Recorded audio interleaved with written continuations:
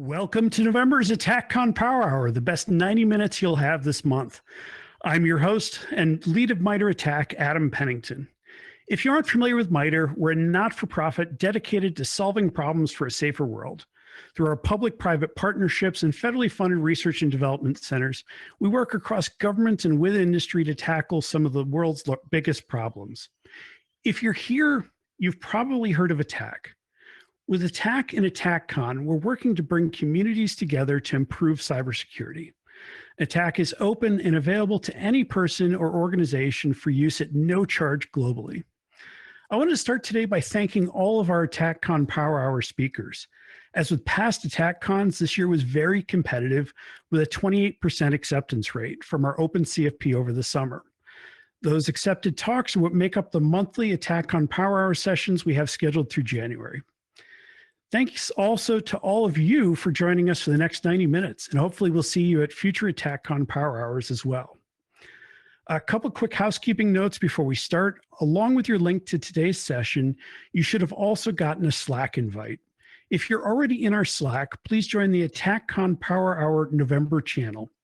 In that Slack, you'll find a channel dedicated to each talk by the speaker's last name.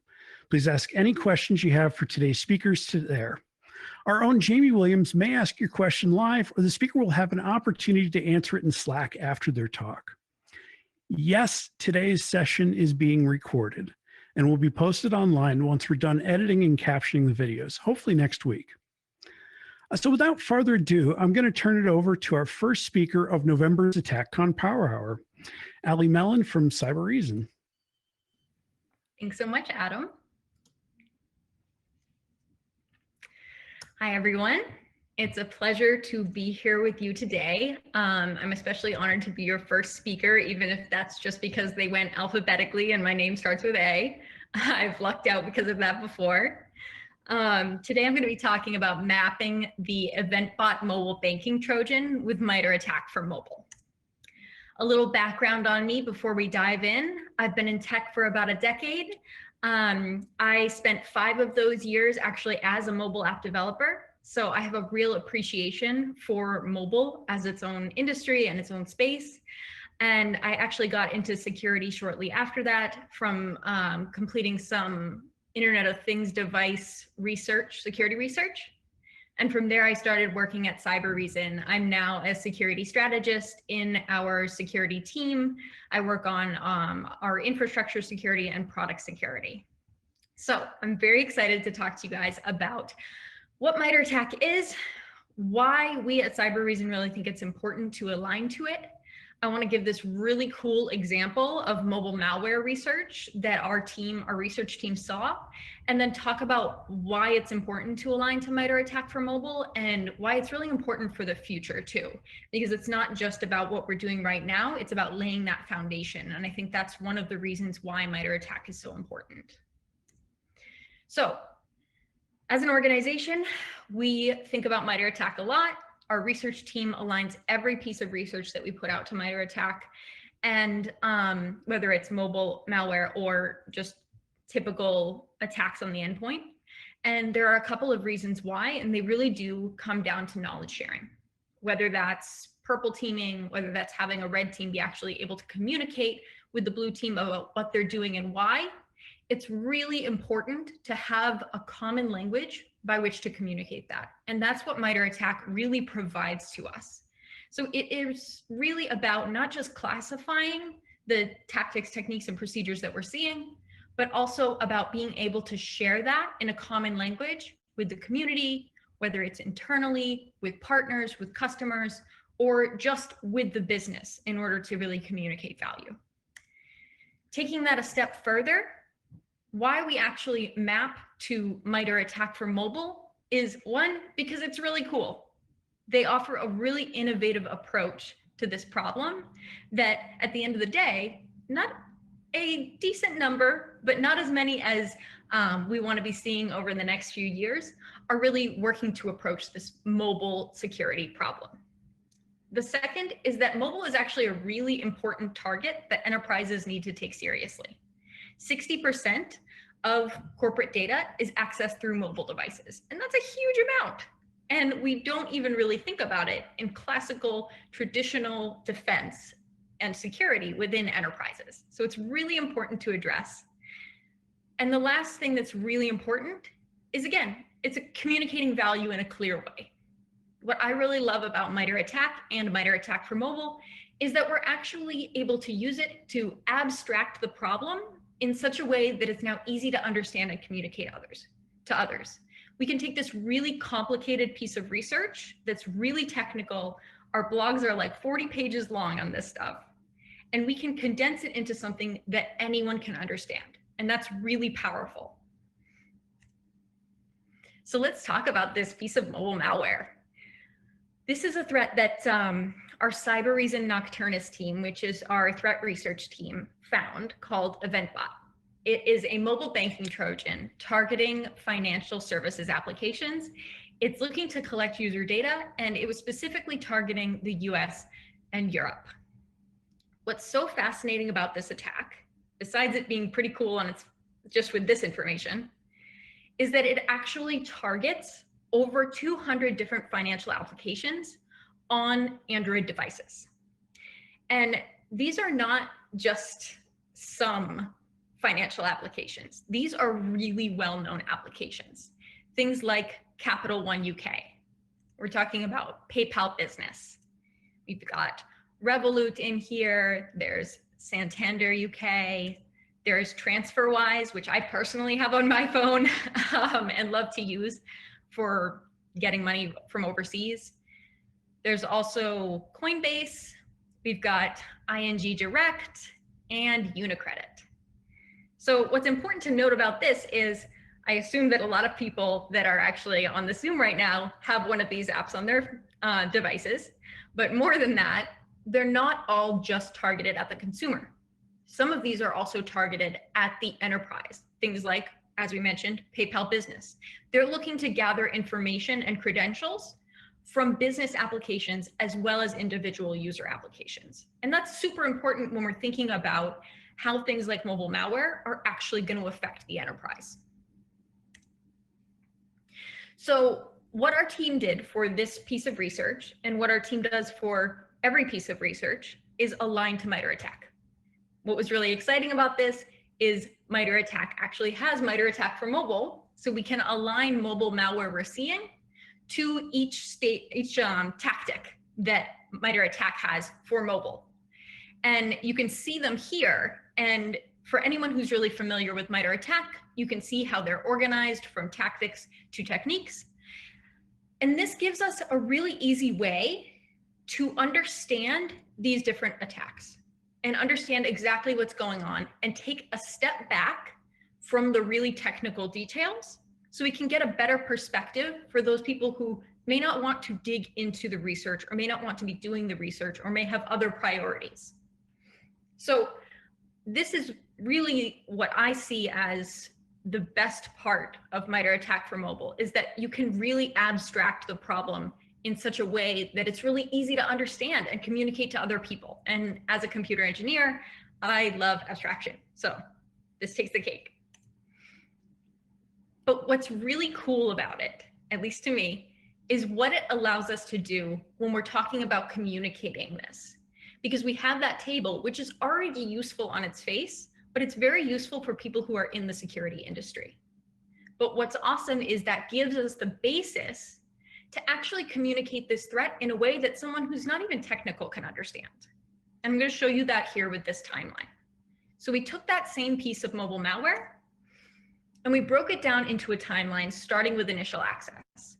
What's happening in this research is an unsuspecting user is downloading EventBot, which is masquerading as a legitimate application. And what's so cool about this is we saw this so early on that we were actually able to see this application, this malware, iteratively improving itself in order to appear legitimate, ultimately with the goal of getting on the Google Play Store. Although we didn't see it on the Google Play Store because it was so early in the process, that was its end goal. Next, it looks to get control of accessibility features just by asking for them. And it starts to run in the background because, again, it's convinced people that it's legitimate, that it's an application they should trust because they want to access the calculator or whatever they're pretending that this application is going to do. Next comes discovery, where since they have control of the accessibility features, which gives them such a wide control of the different ways that the device is choosing to collect information, that they can actually really dig into some important reconnaissance information like the device info and the names of Android packages. And that's how they know which applications, if the applications that they're trying to target are on the device. They go further than that, and they start actually tracking the device PIN and collecting financial information, personal data, keystrokes, and even passwords. So for anyone here, and I'm sure no one here has done it because they are all good security professionals, but for anyone here who has actually copy pasted from their notes application, their password into one of their banking applications, this malware has that info now. Of course, we see them exfiltrate that to the attacker's C2 server, but this is where things get interesting. Because of course, as security professionals, we have two-factor authentication enabled. And so when the attacker goes to log into these accounts with the credentials that it just stole, perhaps we think, oh ho ho, I'm such a good security professional, I have two-factor authentication, so I will know and be able to stop this person from getting into my account. But here's the problem. The attacker has access to the place where most two-factor authentication goes. In many forms of two-factor authentication, you get a text sent to your device. And this malware immediately steals that message, sends any necessary information back to the attacker, and then deletes it. So not only do they have control of your device, they're tracking everything that you're typing, but then they're able to delete messages at will so that they can prevent you from knowing when they're accessing your accounts. So I, first of all, find this attack fascinating, but what I find really fascinating is how we're actually able to communicate this in a way where when I talk about this to non-technical people, it clicks for them why mobile malware is really scary. And that's because of the mapping that we have to MITRE ATT&CK for mobile. So what's really important and what I really want to think about and want you guys to think about when you're thinking about this problem is how is this a step in the right direction to actually being able to map these attacks more completely and to be able to communicate, which as an industry, we know is one of the biggest problems that we have is just communication and being able to communicate problems to other people. How can MITRE ATT&CK really help us to get out of the weeds and then actually communicate these issues to other people? And I think that, I hope that this example really illustrates that and gives us an idea of what could possibly come next. Because I think that not only do we have MITRE ATT&CK for enterprise, we have MITRE ATT&CK for mobile, and I can see a world where those two need to combine. Because attacks don't stop at mobile devices, they don't stop at traditional endpoints, they can go across both. That's one of the main goals of mobile malware attacks is to get to other devices, to get to other endpoints. And so I imagine there will be a future where we actually consider these to be all one and the same. And my hope is that we can use MITRE ATT&CK for mobile as the basis as we think about other types of attacks, like attacks on IoT devices or other devices down the line that we see.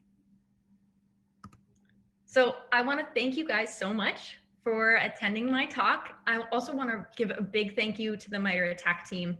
They really made this so easy and so fun, and I really appreciate it. And I'm happy to take any questions. You can feel free to email me if you have questions too. Check out our blog and feel free to contact me on Twitter or follow me at Hackerbella. Excellent talk, Ali, and thanks again for all the reporting and all the contributions we've gotten from your team. It's been excellent collaborating with you. We had a couple questions building up in the Slack, so definitely hop over there. But I just kind of wanted to ask one. I think a lot of the community might resonate with your talk because, like you said, we all have phones. Mine's 5 feet away from me at any point. And like you said, I think a really interesting statistic you shared was that 60% of our corporate data is accessible from these devices. So it's something we really need to take seriously. But what is your advice to like a security team, maybe a smaller unit that's just getting started, maybe they have an enterprise set up, but they do recognize, like you said, the importance of mobile. What are your suggestions for first steps and how to start, taking this seriously? Totally. I think that, as we all know, small security teams have much bigger priorities. So of course it is always a juggling act with what you're going to prioritize. One of the reasons why I think that mobile is so important, is so interesting, is because we do use it all the time. And especially now that we're working from home, it becomes so important to stay connected even when we're doing household activities. Like if you have to take your kids for a walk because they've been stuck inside all day, you're probably going to take your phone, you're probably going to have Slack or Teams on your phone and want to be accessing that in case something bad happens.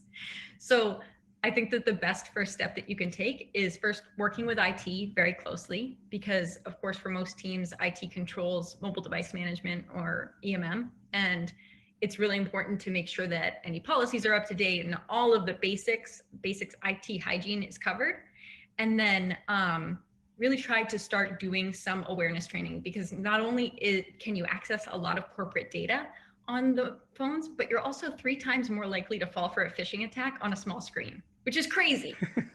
So it's really important to just get people in that mindset where not to distrust their mobile devices, but to think about what they're doing with them more and not trust them immediately. Like I think a lot of advertising really convinces us that they're safe. That makes sense. And I think we had an interesting question from one of our speakers from our last session. You mentioned the event bot and kind of the banking element.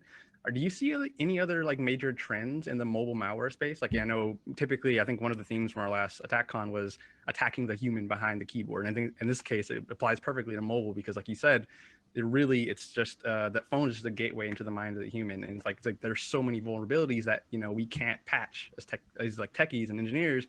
It goes through training. But I guess long story short, what are your kind of your forecasts for trends, things that you're seeing now, as well as where do you think the future of this mobile malware is going?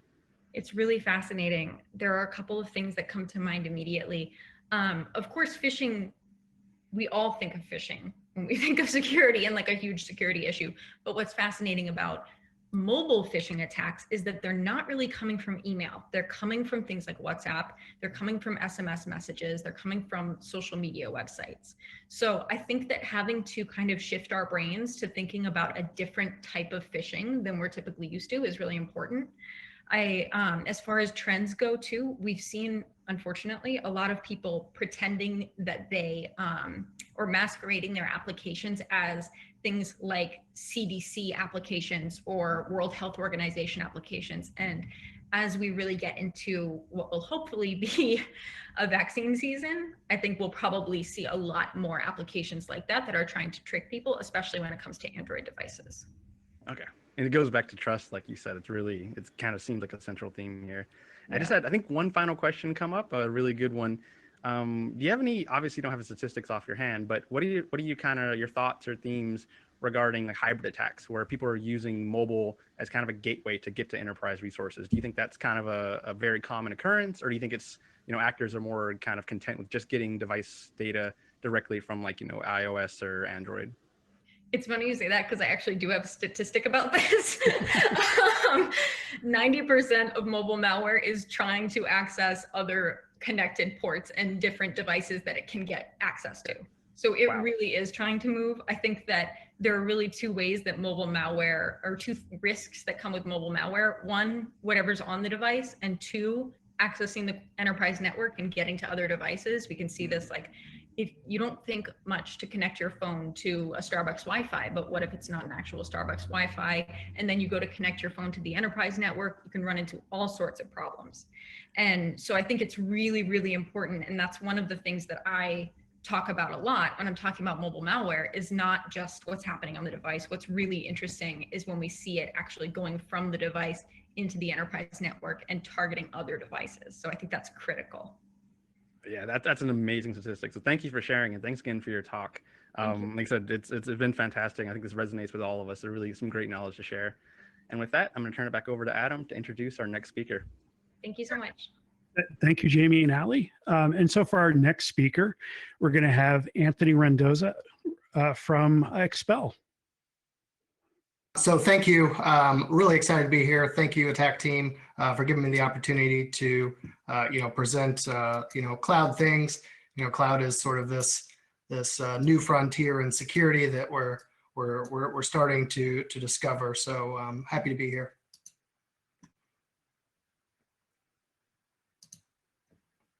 All right. So again, my name is Anthony Randazzo. I lead the global response team here at Expel. What is Expel? Expel is a technology company that's built this SaaS application, the SaaS platform, to enable our 24/7 managed detection and response service. We integrate directly with the APIs of more than 45 different security vendors. Prior to Expel, I managed a Fortune 25 healthcare detection and response team. Before that, I dabbled in threat intelligence. I was a crimeware analyst at Eyesight Partners, which was subsequently acquired by FireEye. Just a quick disclaimer, I'm by no means a cloud expert, but I do frequently contribute our cloud detection and response findings to our blog, which you can see here. Feel free to hit that URL up for some cool tidbits.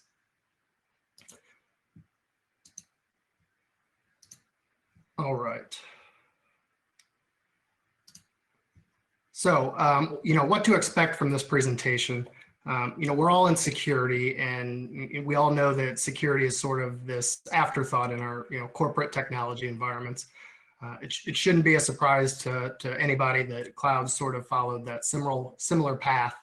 To be honest, we're actually observing that much of cloud security is actually falling on people outside of traditional security teams like DevOps or cloud architecture. But it's not all doom and gloom. So this presentation is less about how we can use attack in its current form today, but how we can evolve and mature it.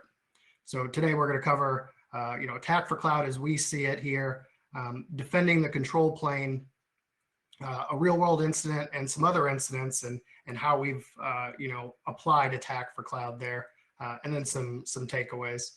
Just a quick note again on this presentation, it assumes that you have a limited knowledge of cloud.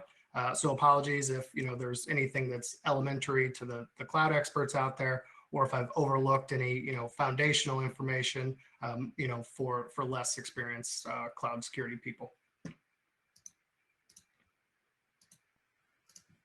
So attack for cloud's just over a year old. The community's been iterating as the world learns more about attackers in the cloud. Jen and the attack team released some really great changes last month, plus all the new sub techniques for cloud. So what exactly is attack for cloud? Simply put, it's a way to communicate how attackers misuse and abuse cloud services. So we see this as two big buckets today. We have infrastructure as a service and we have software as a service. So infrastructure as a service are those large cloud providers like AWS, Azure, Google. The attack surface for these infrastructure as a service are similar because they're providing almost the same services as each other. They just use different names. When we talk about software as a service, these are cloud services that you don't have to manage any infrastructure or a platform. The big ones we all know: Salesforce, ServiceNow, Zoom, Workday, GitHub, etc.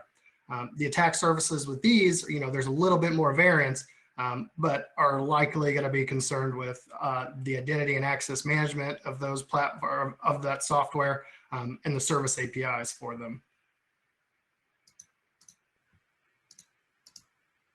So how is cloud different from the rest of enterprise attack? So there's clearly enough differences in the attack surfaces of each of the operating systems. So Linux, Windows, Mac, that they warrant their own matrix. But what makes the cloud matrices or the cloud providers different? It's not really that much. So identity and access management is the primary differentiator in each of these cloud platforms. They all provide the same services. It's how you access those services at their core. So each platform has a different identity and access management, and we'd argue that much of the learning curve actually lies with the IAM, the identity and access management for security practitioners. So what makes the Cloud matrices similar, and this is the big thing here. Each of them have what we call a control or a management plane. And this is a similar attack surface across each of those providers. So the infrastructure as a service users, we use this control plane to manage the various cloud resources via APIs. And this is where we're actually seeing attackers abuse and misuse cloud services. And it'll be one of the main focuses of this presentation. So, considering the differences and similarities today, is this enough for each of these cloud providers to warrant their own matrix? Today we have an AWS matrix, an Azure matrix, and a GCP matrix. And the answer is actually no. So last month, Jen and the attack team announced the consolidation from one matrix down, or from the 3 matrices down to 1 matrix based on what we know about attackers today. So let's zoom in on the the cloud attack surfaces. There's lots of new technology in the cloud that didn't even exist 10 years ago, and there's quite a few attack surfaces at the same time. So we already mentioned that the control plane, the management plane.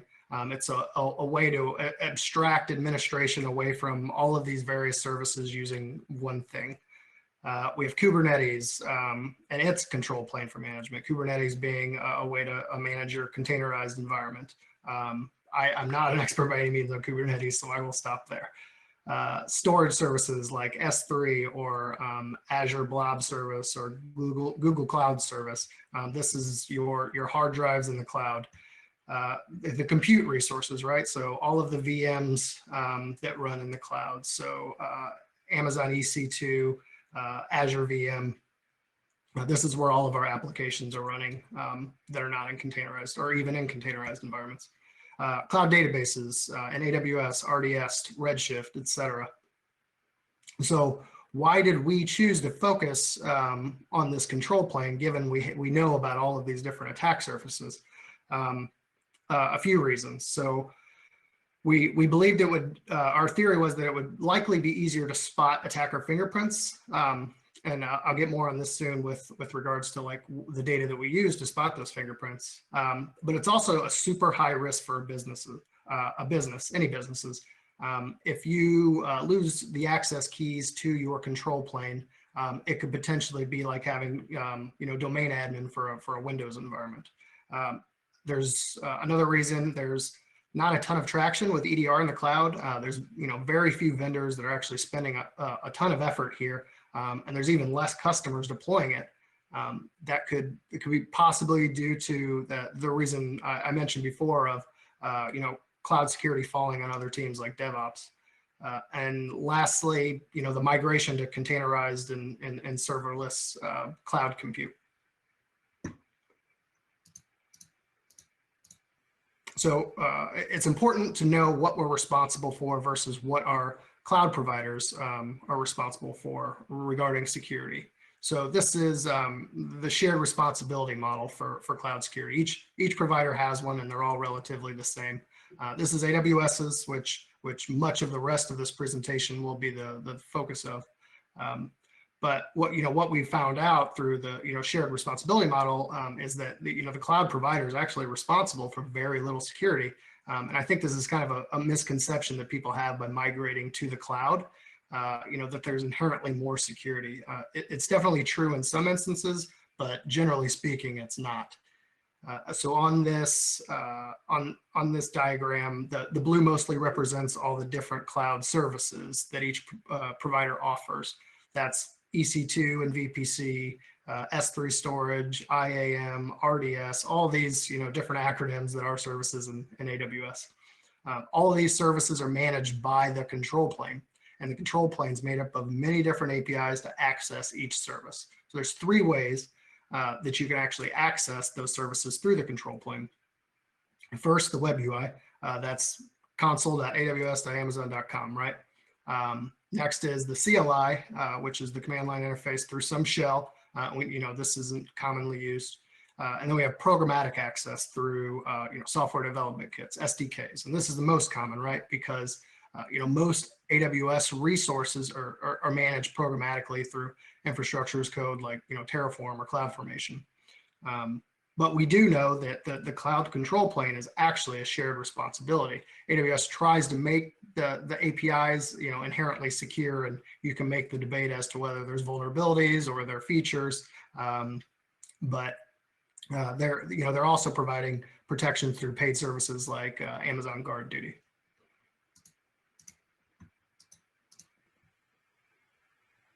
So here is a brief story of our threat detection journey in AWS.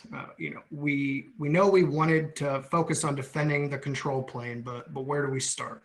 So first we asked, what native detection capabilities or services does AWS offer for the control plane? The answer is Guard Duty. And there's about 50 or so use cases or Guard Duty findings for the control plane that offers threat detection in that service. So there's definitely some great detections in Guard Duty, but some are less helpful, just like any security product. We actually have a couple of blogs highlighting, the value we see in Guard Duty. So knowing that, what are our gaps? We have Guard Duty. What are the gaps and how we defend this control plane? There's almost 10,000 different APIs, so there's probably quite a few. Shout out to Scott at Summit Route, for providing the plethora of AWS security resources we use to, sort of drive this detection and response strategy as well. So what's next? Now we need to find the data that we have available to us to develop that detection strategy for the control plane. And with that, we're sort of off to CloudTrail now. So CloudTrail is the native AWS logging for our control plane. So we've got all of our CloudTrail data. How do we start building threat detections? What are our use cases? What are our threat models? So we decided to look at offensive security tools that abused or misused the control plane in AWS. These are, penetration testing frameworks. PACU is and probably still is the most well-known today. This was open source from the good folks over at Rhino Security Labs. After we did this, we built experimental detections on the CloudTrail data to see if, one, attackers were actually using these tools, which some were, or two, are the attackers abusing or misusing the APIs that were identified in these OSTs in other ways. So from there, we iterated, we tuned, enriched, contextualized these detections as we learned more about real attackers. And evidently, we caught a bunch of penetration testers and red team along the way. So this is an actual attack that Expel detected and responded to. It's what I would call an unconventional coin miner because, when we generally see coin miner, it's a result of like an RCE exploitation on some web application, right? In this instance, we have an attacker that identified root AWS access keys in a GitHub repo or wherever it was, and then used those keys we saw from an unusual IP from that environment. So let's talk about root access key risk a little bit. Root access key risk. The root access key risk allows an attacker to have complete control of a potentially production environment. This is root access, unless there are some controls that you can implement to reduce access to root keys, but in most instances it's complete control of that AWS account. So basically the domain admin of the AWS account. So what did the attacker do with those keys? He or she created multiple extra large EC2s and associated SSH key pairs for those EC2 instances. Those are VMs. Then they modified the VPC security groups, the virtual firewall, to allow any access. And this was all done via an automated bot written in one of the AWS SDKs, the software development kits. In this instance, it was Golang. So a whole bot that was written in Go. So those SSH keys were then passed off to access those new EC2s that were spun up to install the coin miners. This is where we actually saw Guard Duty come in. So Guard Duty's detections are based on 3 data sets. It's CloudTrail, which is the control plane logs. your DNS in AWS and your VPC flow logs, which is your net flow. But keep in mind that this guard duty alert is actually an EC2 finding and is not for the control plane. This finding is actually meant to identify evil in your EC2 based on like DNS or flow traffic. But at the end of the day, it was great correlation for our analysts. You know, with this story painted, or this picture painted, you know, this leads into how we visualize you know, MITRE ATT&CK for cloud. So let's get into that a bit. So what we have here is a model of everything that occurred with the AWS root keys before those SSH keys were used to authenticate to EC2. Think of it as two phases of the attack. But this also highlights how little we know about attacks on the infrastructure as service platforms, AWS, GCP, Azure. You know, there's lots of maturity in the other enterprise matrices. So to detect an attacker here, we're relying on our security signal from those control planes. So for AWS, it's CloudTrail. And GCP, it's the admin activity, the system event, and the data access audit logs. It's the activity logs in Azure. All of these control plane logs are not created equal, though. You got to think that AWS has been around for probably, you know, it's got 5 more years of maturity than GCP. So naturally, the AWS control plane logs are significantly more mature than GCP in our experience. So here is what we call the second phase of the attack. Everything after those SSH keys were passed to the bot to install the coin miners.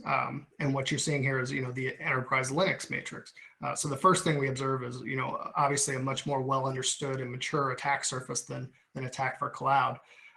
But interestingly, this is almost the same attack mapping as we sort of mentioned earlier with RCE exploitation of a web application to install a coin miner.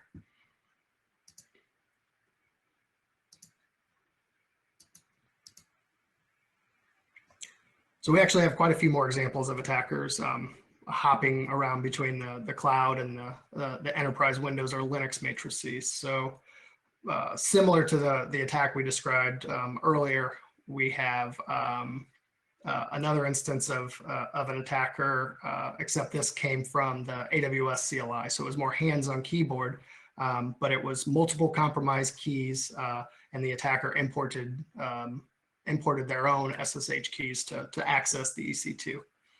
Next, we had you know, Python SDK access of AWS System Security Manager. You know, SSM is the SCCM of AWS, and by default, this provides pseudo Linux access. While this wasn't a real attacker, it was a pretty sophisticated red team. Next, we have you know, server-side request forgery exploitation, so SSRF. We see these are the ones we see the most, or we used to see most commonly in the news. You know, similar to, you know, many high-profile breaches like Capital One. Essentially, the EC2 instance, the VM, has credential access to the control plane through the instance metadata service. You know, that provides data to the EC2 that it needs to do its thing. But essentially, you can take those EC2 instance credentials that may be over permissioned and can use those to do malicious, you know, abuse, misuse the control plane, or even use them to escalate privileges. And lastly, we saw an RDS database ransom. What this was actually a broad scan against open Postgres databases. It wasn't quite that hop between matrices. But what was interesting was that we were able to identify how the database was ransomed through the CloudTrail control plane logs. And to do this, we actually, in the CloudTrail logs, we saw when the password was changed, and that RDS instance was, you know, clearly exposed to the open internet.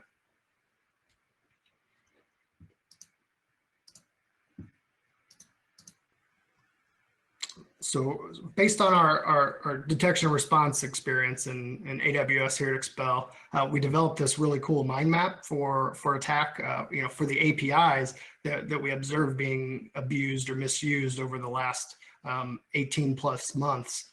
So keep in mind that many of these have yet to be modeled into Attack for Cloud, but we're definitely working with Jen and the MITRE folks to get some of this stuff documented and modeled in. But if you would like a copy, the link's there, and we're happy to share it with everybody.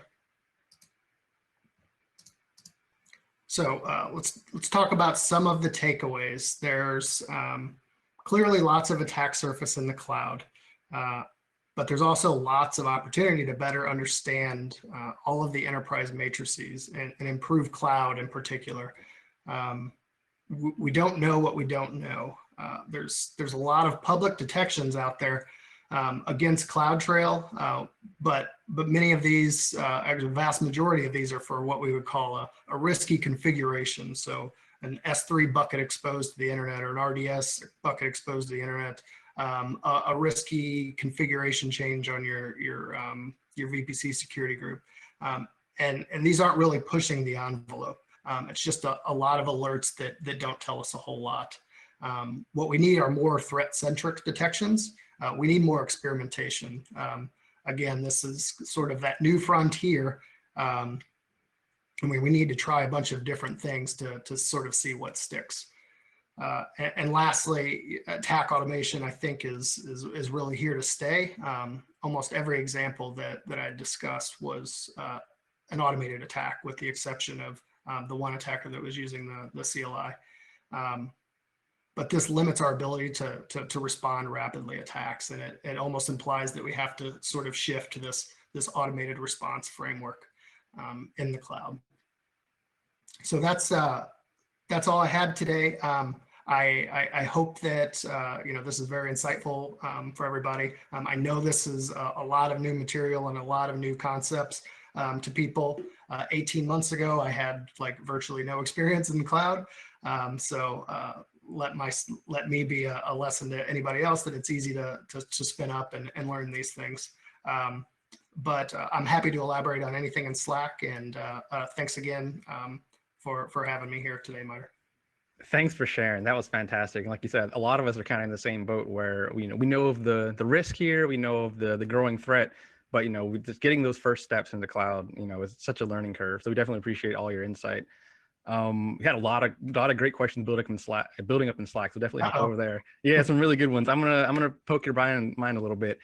So you mentioned before, like the shared responsibility. I think that's not something necessarily that's new. Like even in the traditional enterprise environment, there's some kind of spillage between the users and the actual vendors. But what are your thoughts on how, as a security practitioner, I'm gonna use the same example from Ali, as a small SOC, how do I work with the big vendors? I'm thinking about things like metadata services, things that maybe are outside of my control. What are your suggestions here for, like, as a security practitioner, how can I augment those services, as well as work with the vendors to actually increase the security as we learn more about these threats? Yeah, it's tough as a small shop, because I mean, as we all know, we're stretched pretty thin as it is from a security perspective. I think it's important, when we, which the community is doing a very good job at, but when we identify these things that are inherently problematic, like particularly like metadata service, I'll use that as an example. So the instance metadata service, after the Capital One breach, there was so much pressure on AWS to make that thing more secure, because it was causing so many problems, that they actually they revealed instant metadata service version 2, which eliminates a lot of the risk there. However, it does take an army to migrate all your applications and everything over to the new instance metadata service. So yeah, it's tricky. It's tricky for sure. Makes a lot of sense. And one of the interesting things that you mentioned was kind of the overlap between matrices. Like you said, I think one of the examples you shared was, cloud was the beginning of the breach and it quickly jumped over to Linux. But thinking about, for those that are kind of more focused on the native cloud attacks, I think some of the trends we've seen is a lot of that has been either ransomware or just complete exfiltration, just, attacking data in some way, either holding hostage or stealing it. What are your trends, or what do you kind of see as on the horizon in terms of those cloud native attacks? Sure. There's a couple ways I can answer this. I can be an optimist or an alarmist. So we don't know what we don't know in the cloud with regards to how, because the threat detection monitoring really isn't there.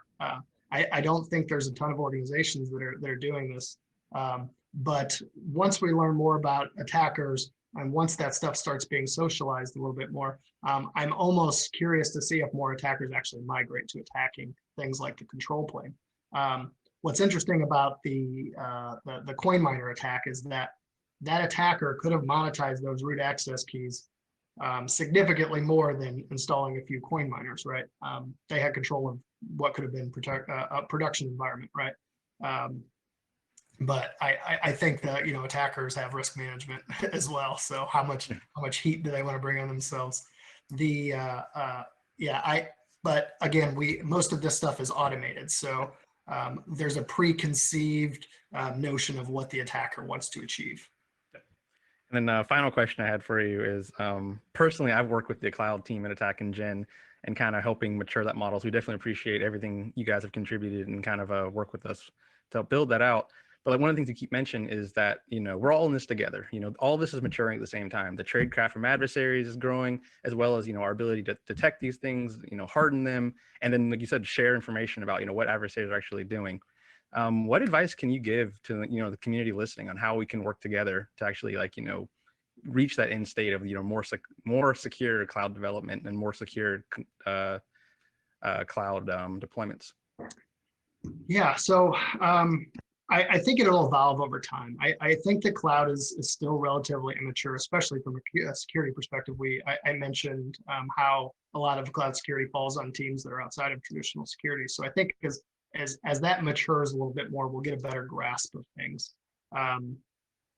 But you know, with that being said, there is the information sharing is really important here. I think that's how, you know, the security community as a whole has evolved. Everything. Look how you know, mature attack for Linux and attack for Windows is. Those are contributions from a bunch of people trying to work together for a collective goal. So I think, yeah, as long as we're you know, continuing to help each other, we'll get there. Yep, we're all in this together. It's all about the community. So thanks again for your presentation. Like you said, definitely hop over to Slack. There's some great questions building up there. Definitely want some more insights from you. But with that, I'm going to turn it back over to Adam to introduce our next speaker. Thanks again, Anthony. Yeah, and thank you both of you again. So our next speaker, I think, is going to be taking the prize for farthest away today. We have Nitya Garg from LinkedIn.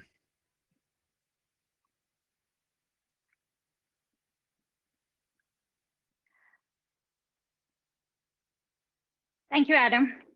A very good morning, good afternoon, good evening to all of you. My name is Nitya and I'm from Bangalore, India. Today, I will be presenting on building detections for cloud with KQL and ATT&CK. Before I start, a brief introduction about me. I have over 7 years of experience in cybersecurity, most of which has been focused on analyzing intrusions, responding to security incidents, and building detections. Currently, I'm working as information security engineer for threat mitigation and incident response team at LinkedIn. I have a blog that I use as a platform to share my thoughts, learnings, and experiences on InfoSec and on life. I can be found on Twitter by handle NITYA__GARG. All right, let's get started. Agenda for today's presentation includes introducing MITRE ATT&CK for Cloud, what is new in MITRE ATT&CK for Cloud, and how we can leverage it for building detections in cloud. I will then talk about the overall high-level process for developing a detection. As an example, I will discuss about the cloud-based technique T1528, which is Steal Application Access Token. I will be covering what the attack technique is, what log sources and events can be monitored, and how to write the detection query for this attack technique.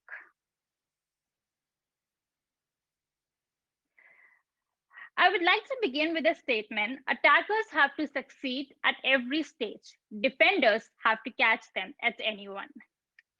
Well, the more popular opinion although says something, you know, contradictory to it, that, you know, defenders have to be right every time, while attackers have to be right once. And the reason many believe so is because it takes one unpatched system or one negligent user or one account takeover for an attacker to get the foothold inside the network. But if you're familiar with the attack lifecycle, you know that from the very early reconnaissance stage to the final data exfiltration stage, an attacker has to not only succeed at every stage, but they have to also cover their tracks all the time. And that opens multiple windows for a defender to detect the attack. This approach is also called defense in depth, which is like leveraging multiple redundant defensive measures. And while the strategy has been a core component of enterprise security for some time now, it is equally applicable and efficient for cloud security as well. But as we know, cloud technology is relatively a new domain, which is still growing and evolving. So how do we build a resilient detection strategy for cloud while still learning about it? Where do we even start? Well, MITRE ATT&CK has made our job a little easy in finding answers to these questions. So what MITRE has done is has created a database of all the known attack techniques for cloud.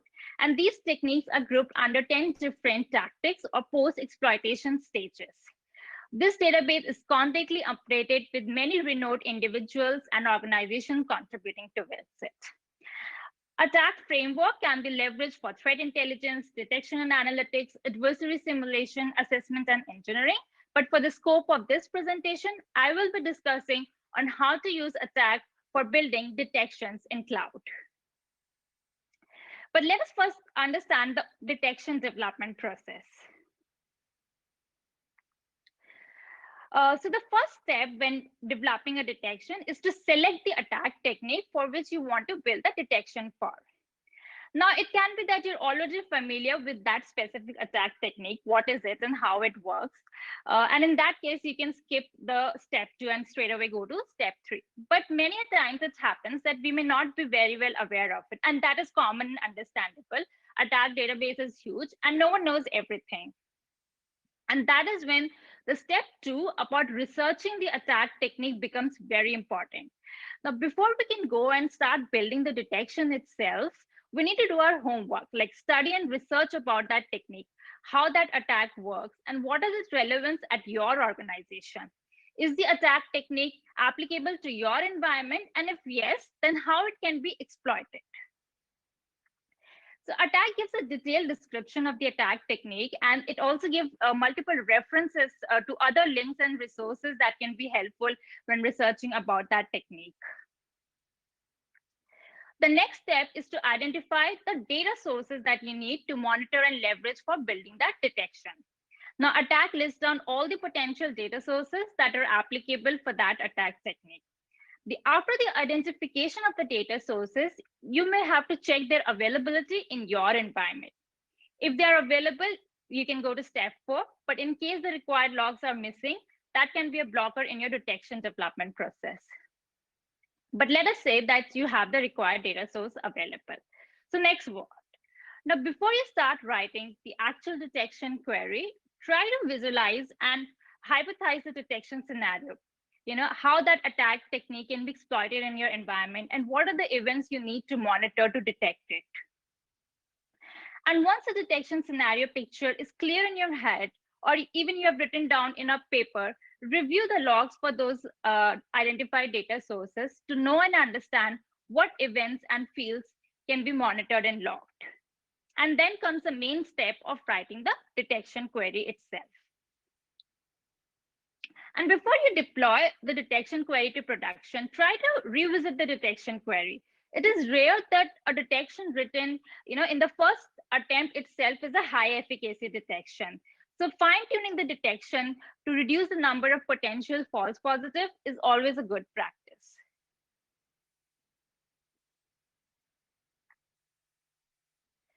Let us now see how to implement this process for writing the detection query for one of the MITRE attack techniques for cloud. The cloud-based technique that I have chosen for this presentation is Steal Application Access Token. Adversaries steal the application access token and they use them in place of login credentials. So application access token, they are used to make authorized API requests on behalf of the user and they are used as a commonly way to access resources in cloud-based applications. So in this type of attack, attackers try to trick the users into granting a malicious application access to sensitive data and other resources. OAuth is one commonly implemented framework that issues token to users for access to systems. So if in your organization you have implemented any commonly used OAuth service like Azure Active Directory or Okta, it is very likely that this attack technique is relevant to your organization as well. The data sources that are identified by attack for this technique includes Azure activity logs and OAuth audit logs. So we learned about the attack technique and I defined the data sources. And the next step now is to build the detection. So to get some detection ideas, we go back to attack and read what it says about the detection. And this is what they have mentioned on their website for this particular attack technique. Security analysts can filter for apps that are authorized by a small number of users, apps requesting high-risk permissions, and permissions that are incongruous with the app's purpose.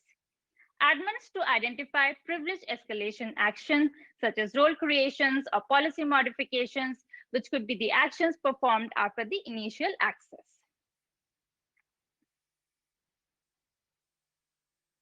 To simplify attack suggestions, I've created bullet point out of these. So the first detection idea that we can pull from what attack says about the detection is monitor for high severity permissions granted to an application. So any application requesting for some high severity permissions like reading and sending emails, writing to mailbox settings, writing all users' profiles, that can be a red flag and it should be looked out for. Second, monitor for applications sending permission requests for too many users. So if the same application is sending permission requests to many users, it could be trying to compromise as many accounts as possible. So you may want to verify that if it is an authorized action or it's a potential abuse. Third, monitor for privilege escalation actions such as role creations or policy modification. Now, after the initial compromise, attackers usually try to escalate privilege, in order to search for more sensitive and valuable data. So monitoring for such actions can be additional detection.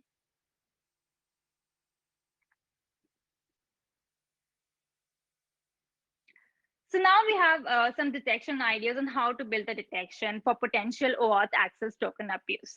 The next step is to monitor the logs for those event types. Now, depending on which OAuth service you have implemented in your organization, you should review the audit logs for same. Here I have listed down the event types for the Azure Active Directory.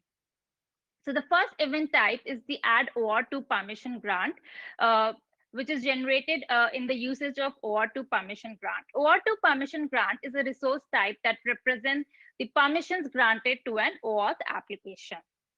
Second is add delegated permission grants. Delegated permissions are those permissions which are delegated to an application from the authorization of a signed in user or the resource owner. Third is consent to application. This event type is generated whenever a user consents or grants permission to an application. And the last two event types are related to service principals. Service principals are same as service accounts, but they're called principals in Azure.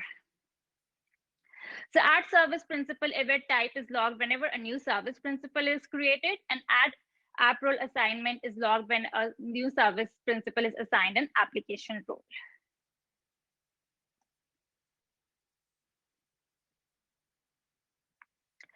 So this is a detection query written in KQL to detect when a high-risk permission is granted to an application.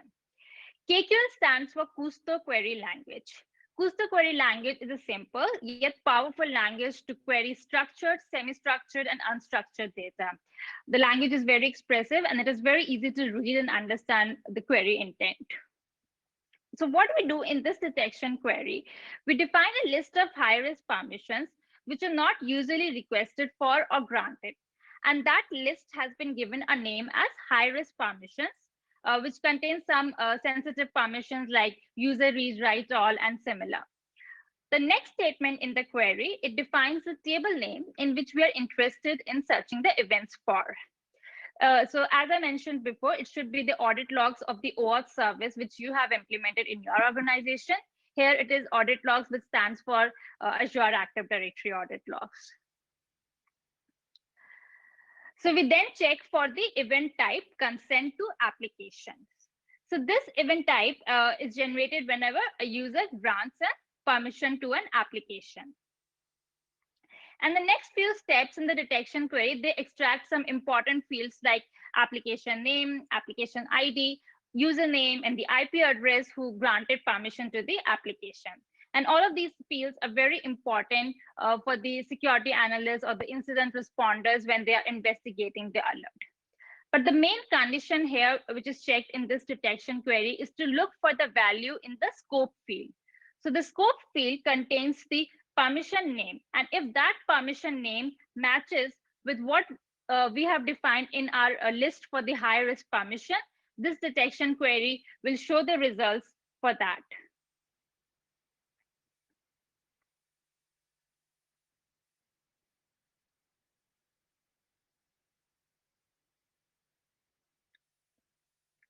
So the image shows here one sample query results that were pulled by running the KQL detection query, which I just discussed in the last slide. So as we can see from the image, the application has been given some high-risk permissions like user read-write, privilege access results, and similar, which grants an application to do sensitive operations.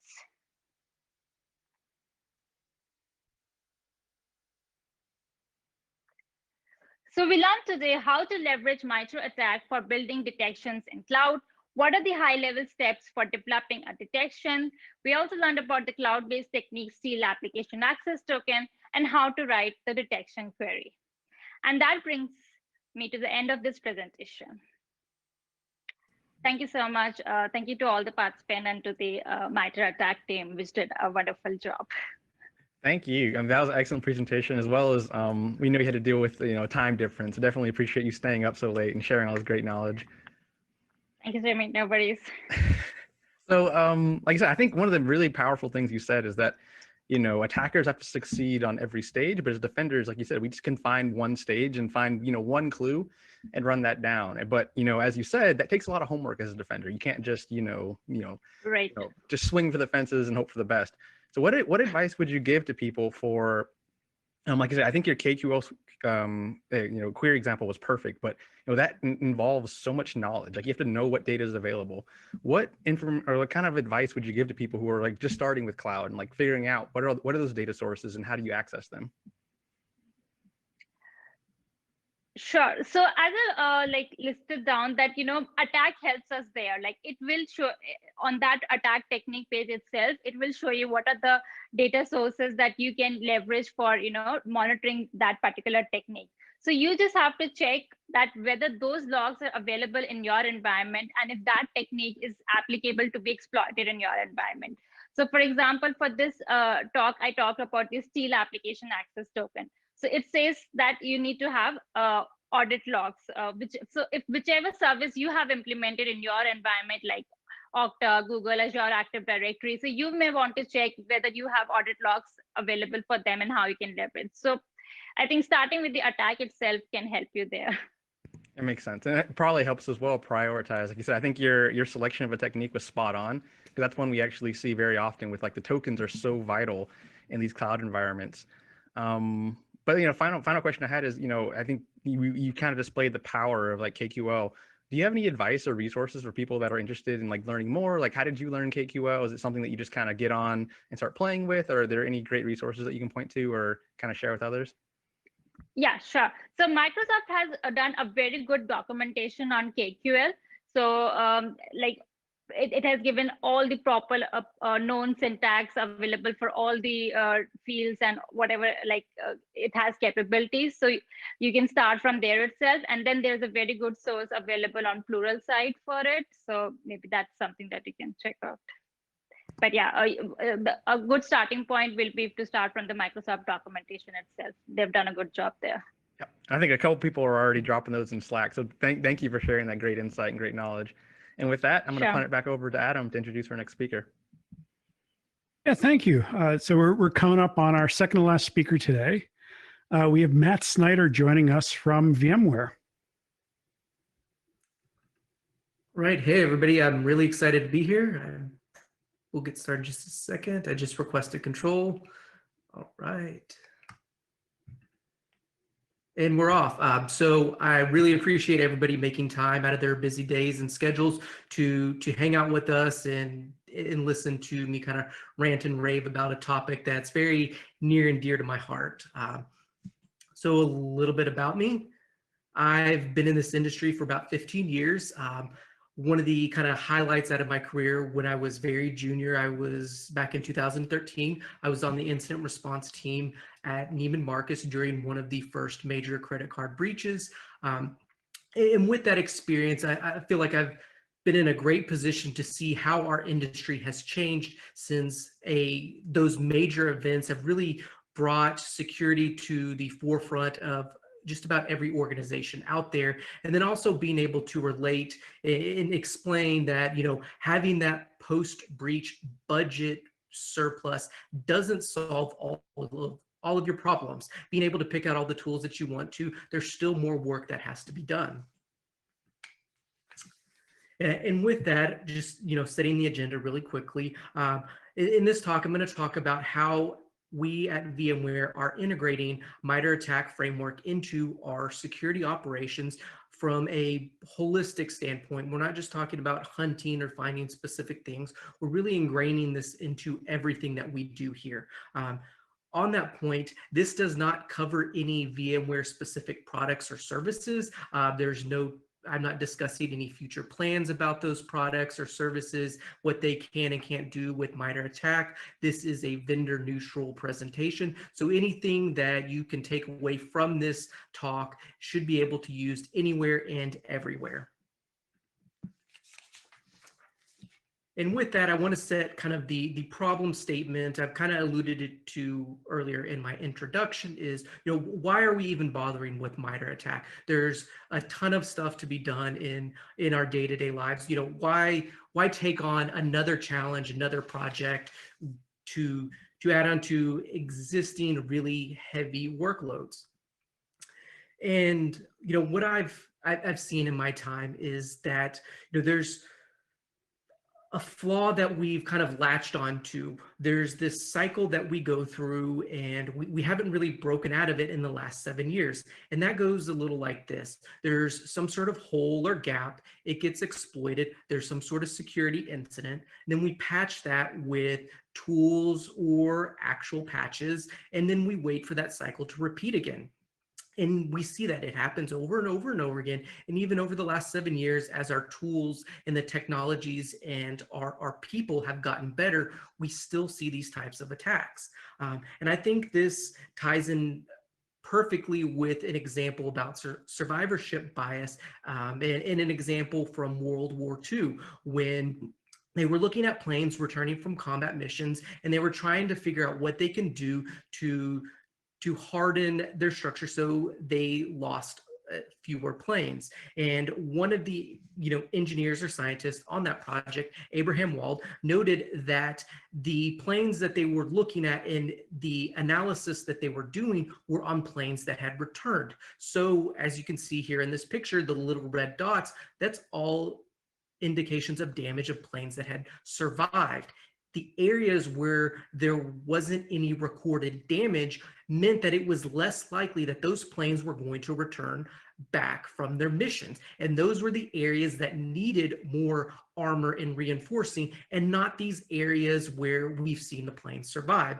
And I think that ties in really well with the challenges that we're facing today. And how do we harden our infrastructure? But what we've kind of relied on doing is patching up the areas that we already knew about, and still, in a sense, flying blind to these areas that we don't know about. And, what I'm going to talk about is how we can use MITRE to be our guide, to help us to understand where those critical areas are in our environment and what we need to do to harden those areas. and with that, getting into it is, first off is logging. You have to have the logs to be able to detect the activity. Without it, you're blind to it. And one of the most common questions I get is, well, what do you need? And that has led to a lot of heated debates because everybody's got an opinion on what the right thing to log is, what the right level is. And so, solution one is we'll just log everything. We'll collect everything, problem solved, nobody's feelings get hurt, and we have everything we want. The problem with that solution is collecting everything costs money, and it costs a lot of money if you're going to collect everything. Collecting just enough is still very expensive. So we need to be intelligent about this because there's costs that we need to consider. We need to consider other things like performance impacts on the endpoints. Generating all this data, especially if we're talking about an application server, there might not be enough storage on that device, or it might be running at max CPU utilization, and we can't add additional load to that. So we need to be cautious of that. The other thing we need to be concerned about or think about is we need to move that data to a central location most of the times. And most companies, it's not uncommon to have facilities throughout the world. So we've got to move that data all around the world, and that can be very expensive as well. And the last thing is, once you've collected this and you've aggregated it together, these logging tools, these SIM products, they're not cheap. And then you need to store all of that data. And if you're talking about terabytes of data, that can get really expensive really quickly because you also have retention periods that you have to meet for various compliance reasons. So storing that data is not negotiable. So we need to find a way to be able to make everybody happy and get what we need. With that, we need to be intelligent about what we're logging. We don't want to just log everything and we have a lot of, digital waste lying around. We can't be so specific and narrow in our focus that we're leaving a bunch of, logged events back on a server that is going to write over that data really quickly and it's gone for forever. So with MITRE ATT&CK, we can take a lot of those opinions out of the conversation about what needs to be logged, and we can look at real world attacks and we can see what it takes to detect them, and we can focus on those things first. We can see the different platforms that those attacks are available on. So for example, if you only have Linux servers in an environment, you don't need to worry about all of the Microsoft techniques that are just applied to Windows. So you can start to narrow down your focus and get to the heart of what's really important to you. And as I mentioned earlier, one of the really common questions that I hear, not only what logs do you need, it's what do you care about? And that can be a very tricky question. Is how do you answer what does security care about in a way that is short and concise, that can hold that person's attention and not respond back to them and say, hey, clear off your schedule for the next 3 months and I'll give you a crash course in security and we can tell you about all the things, because that's not going to work either. So we need to be very specific. And we found that, being able to relate back to MITRE ATT&CK is a great way of taking something it's independent. It's not, what are the things that Matt Snyder cares about, or what are the things that Joe Smith cares about? And it's, hey, it's a vendor neutral, it's a collaboration across various industries. And these are the things that we found to be most important. So it takes a little bit of that, maybe that tension, or maybe, if you've got, these political battles between departments going on, it really helps to step outside and look at something, from a third party to say, hey, this is what we've got going on. These are the things we care about. And it helps facilitate those conversations. And I found doing that has helped ease some of the tensions that I've seen before, and it makes the process go a lot smoother. And it's also a really great tool to be able to provide to those business units or those system admins to say, hey, these are the things that we do care about. You can specify the specific APT groups that are relevant to your industry or to your company, where you feel align with, the type of attacks that you're most likely to sustain. You can guide these groups to MITRE ATT&CK. You can say, hey, this is what we care about. Look about it. Look at these different TTPs. And inside of there's all kinds of great, links to white papers, articles about actual attacks that have happened and what people have learned from them. And that's a really good resource to focus their attention on these areas that you and your security team care about, as opposed to just setting them free on the internet, where they're going to come across all kinds of wild, proof of concept attacks and various things that may not be relevant to you and your industry. And so now that you've got that, this is a quick example of how we've integrated that into our logging standards. We can give this to the business units and we can say, this is what we care about. This is what's most important to us. And they'll also be able to understand why it's important to us. And that really takes away the, well, why is security asking us for this? This is exactly why we're asking, because threat actors are actively engaging in this type of activity. And as we move along, now that we know what we want to log, we can get into our security monitoring and building alerts with meaning. And this is, a pretty good example of what I found most security monitoring looks like. You kind of hit a few key areas.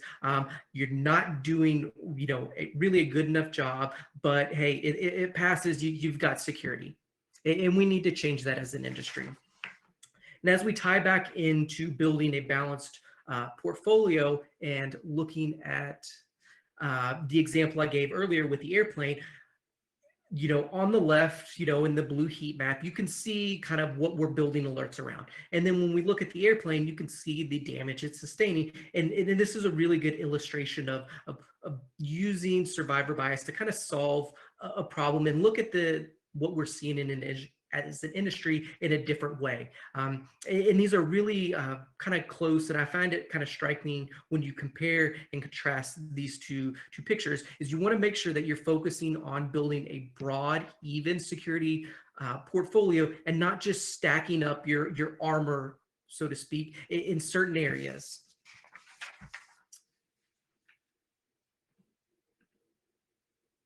So now that we're aligning our alerts and our detections with MITRE ATT&CK, let me jump back.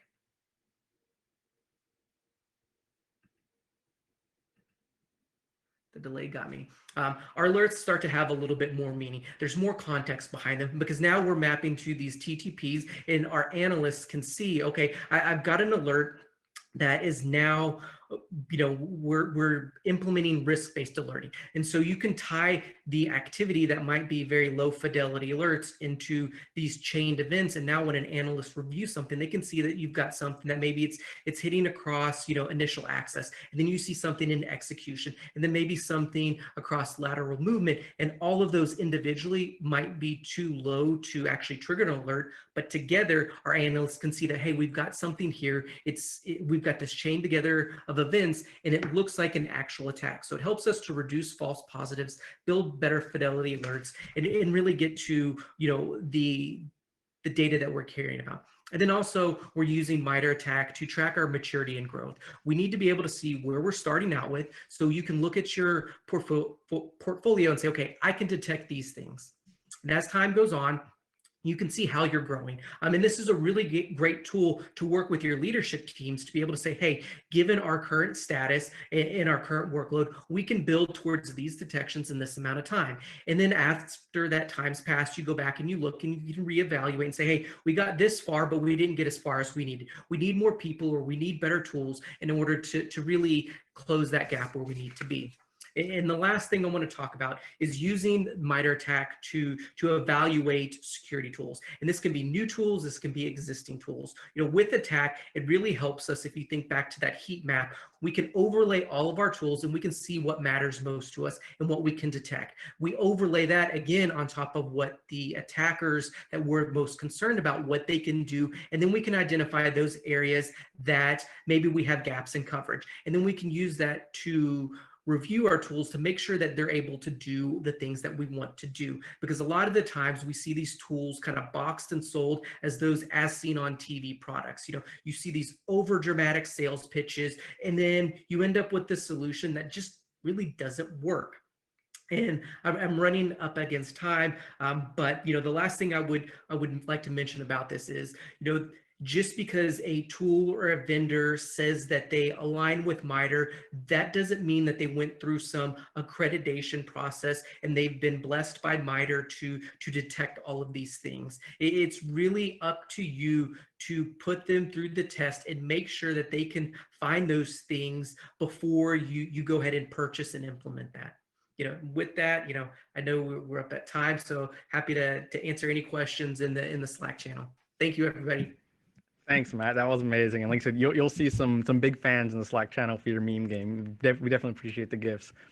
One of the interesting things, yeah, absolutely. One of the interesting things that you said was, you kind of explored all the hidden costs of a detection. Like, it's not just a blue team seeing something and right detection for it.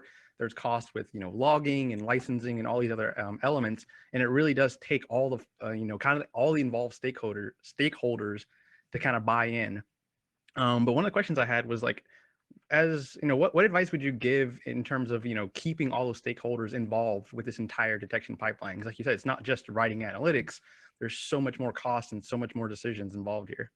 Right, and I think that's where the attack matrix really helps out, because we can visualize what we can do as a security department with our stakeholders and say, hey, with what we have right now, we can detect these things. And you really take away that, well, why didn't security catch this after an incident?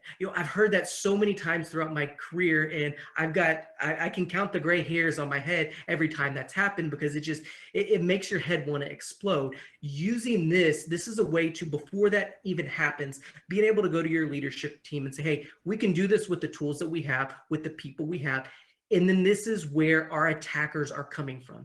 And then we can overlay that with what we're actually seeing in our day-to-day alerts, and we can let them know, say, this is where we're going. We can't do anything about this. If you want to be able to stop this kind of technique, we need engagement from our infrastructure team to be able to come up with policies and technologies in place to stop this from happening in the first place. Because prevention is really where, the goal of everybody in security is trying to get at. How do we stop this from even happening? And that's where you work with your infrastructure team, your IT ops team, getting everybody on that same page so that they can see these things as a team and understand that, hey, we're right now, we can't detect this. You took away this tool from us. We're blind to these areas. So if you're not going to give that tool back, we need you to go and you need to do something on our policy side to stop this activity from being able to, get a foothold.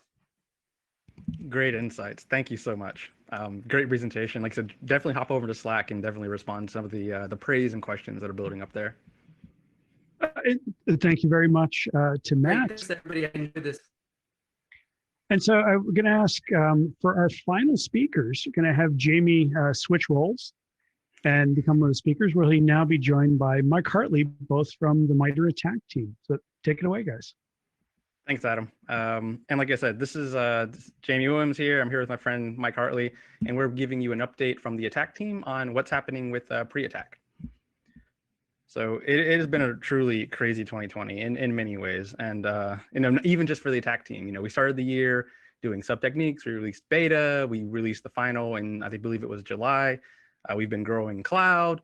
And then recently we released the network platform as well as ICSs and sticks. So but like anyone, any attack consumer, you might have noticed in the most recent release that, attack normally grows vertically. We see new techniques, new sub techniques. But in this release, attack for enterprise got a little wider. And this is because we merged the previous pre-attack matrix into enterprise. So Mike and I are going to give you a little more detail on what happened there as well as some transparency and insight into the decision making that went into this process. So first off, this didn't happen overnight. This wasn't something that we just, decided this year and implemented. You might have seen this graphic previously.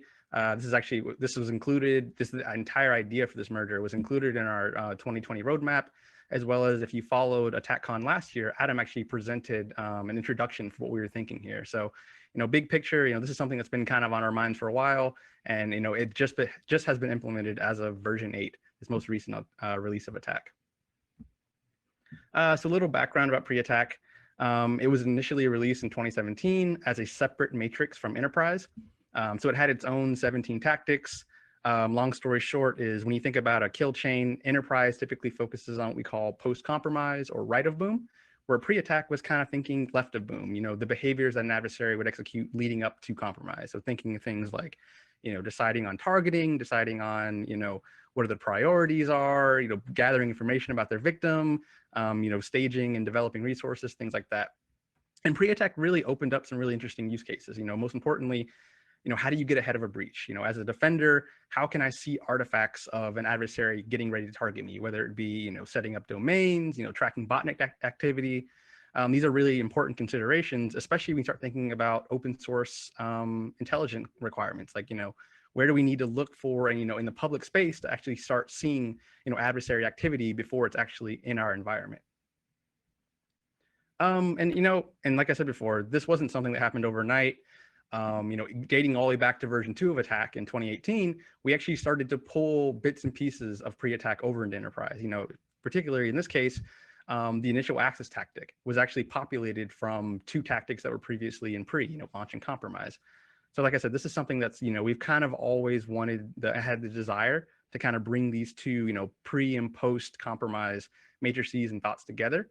And finally in version 8, we've actually achieved that. So like I said, this most recent release of ATT&CK version 8, we've officially deprecated the pre-attack matrix. It is still available, via our versioning, but going version 8 forward, pre-attack is deprecated and has been replaced by the pre-platform in Enterprise. So, pre will sit next to, Windows, Mac OS, Linux, network, cloud, all those other platforms within Enterprise. As you can see, and graphic on the bottom right is perfect example of highlighting this. Pre-attack was huge. We had to do a lot of rescoping, a lot of down select to get it into the 2 tactics that are now in Enterprise. And just kind of giving you some transparency into the thought process that went into that. To kind of match everything currently in Enterprise, we had 3 main criteria for translating these techniques. First of which was the behavior had to be technical. It had to be something that an adversary is doing with a host or a system, or something which kind of leads something technical, which leads to our second point. It had to be something that was visible to a defender. It's great to think about adversaries making decisions and kind of having their own board meetings and kind of defining their priorities. But to match the rest of the Enterprise, that's not something we're going to see. It's not something we can actually defend against. So it really, unfortunately, didn't have a place in Enterprise. And finally, in the spirit of ATT&CK, everything's based on open source in the wild. It had to be something that we actually had evidence of seeing adversaries do this. So it kind of, as you can see, the technical aspect being visible, all that cascades into that in the wild documentation, public reporting criteria that we use to build the rest of ATT&CK. So like I said, finally, the final merger, we've pulled initial access before, and then the final merger included the creation of 2 new tactics, as you can see on the bottom right, reconnaissance and resource development. So kind of just diving into the first tactic, reconnaissance, you can kind of think of this as, pre-compromise discovery. This is an adversary, actively or passively gathering information that they're going to use during targeting. In terms of just stats, reconnaissance is 10 techniques, 31 sub-techniques. And really interesting nuance about it is it's split into 2 categories, more or less. There's the, what information is the adversary, gathering, whether it's about your host, your infrastructure, your personnel. You can kind of think of those, as well as how. How is an adversary actually gathering this information? Are they scanning for it? Are they sending you phishing probes? Or are they, kind of triaging and combing through publicly available information? Thanks. The resource development tactic is focused on an adversary trying to establish resources they can use to support operations. So that includes techniques that involve adversaries creating, purchasing or compromising and stealing resources that can be used to support targeting. Resources here include infrastructure, such as buying or compromising servers or domains, accounts, such as creating or compromising email accounts or creating and developing a social media persona, and capabilities, such as developing or downloading malware exploits. While there are 6 new techniques and 26 sub-techniques here, please don't let that scare you. There's a parallelism among and within techniques that helps make use of these more manageable. As part of this release, we've also added a new pre-platform tag, as these behaviors don't fit neatly into Windows, Mac OS, Linux, cloud, network, or any other existing platform. We've also added a new pre-compromise mitigation, as often these behaviors are outside the scope of preventative measures an enterprise defender can typically take for detections and data sources. As Jamie said, everything going in here is visible to some defenders, but many are not observable to most enterprise defenders. We've highlighted some data sources and detections in cases where there are detections applicable to a broad set of defenders, such as using domain registration information to detect adversaries purchasing domains, including things like monitoring for domains registered that are similar to your own. That might be used for something like credential harvesting. In some cases, we also have pointers to related post-compromise behaviors where detection efforts may be more fruitful. So why do this? We hope to promote community adoption and contributions around tracking adversary reconnaissance and resource development efforts, and to have more integration across the wider spectrum of adversary behaviors. As Jamie mentioned, for the version 8 release, we have deprecated pre-attack. However, previous versions of attack will retain the pre-attack matrix in case you aren't ready to make the switch quite yet. So you can still use pre-attack in version 7.2 and earlier on our website, in the sticks, and in the attack navigator. So how can you help? As we said, attack is very focused on the community. So feedback and contributions would be greatly appreciated. Looking for things like new techniques or scoping of existing techniques, documentation of potential detections and mitigations, and of course, reported instances of in the wild adversary procedure examples.